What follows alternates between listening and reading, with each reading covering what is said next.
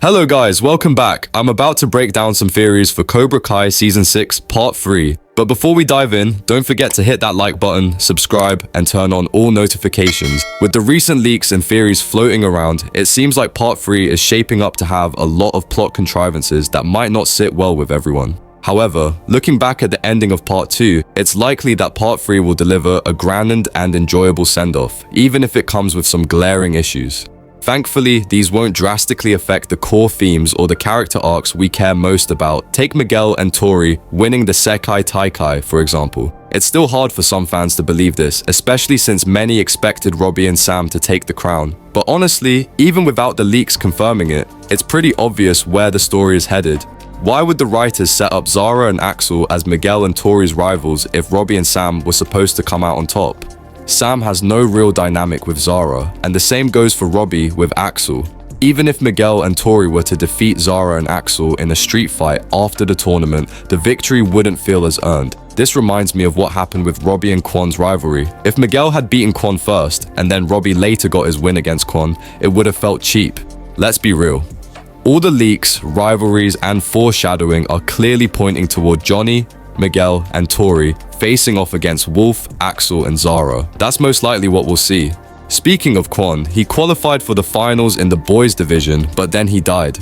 I genuinely believe the writers killed Kwon off solely to make Miguel the captain. One leaked set image even shows Miguel and Tori in Cobra Kai uniforms surrounded by people at the All Valley Sports Arena. On the side, someone who looks like Robbie is on crutches, confirming that Robbie will suffer a severe leg injury and won't be able to participate in the tournament finals.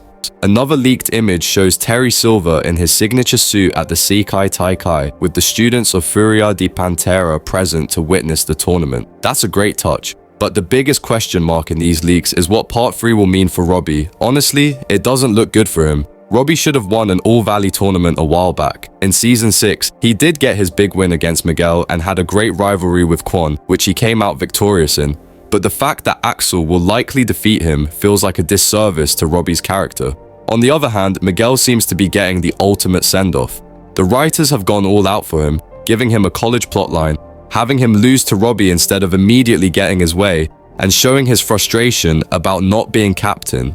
Miguel channeled all of that into proving himself, even at Robbie's expense, and took on a leadership role, encouraging Robbie to beat Kwon after Miguel scored a point on him. Now, Miguel will win it all, after years of feeling like he was good enough but never quite getting the chance to prove it. He's undoubtedly the most important character who seems poised to get a satisfying conclusion. Sam giving up karate just seems weird, especially when Tori was the one questioning whether all she did was worth it. Why would Sam be the one to just quit? We know it's due to Kwon's death, but why would Sam be the only one so affected? Tori's clearly been set up to win, so I get it, but it makes you wonder, why didn't they have some way to give Sam the last All-Valley win if she wasn't going to get this one?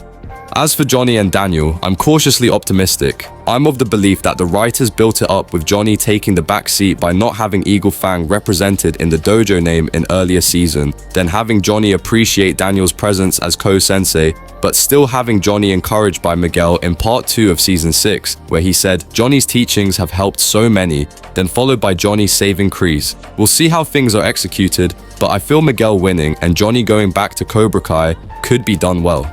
As for Kreese, I expect his redemption will come through Johnny. After all, Johnny saving Kreese from Terry Silver showed his growth, and I believe he'll redeem Kreese's toxic version of Cobra Kai into something better.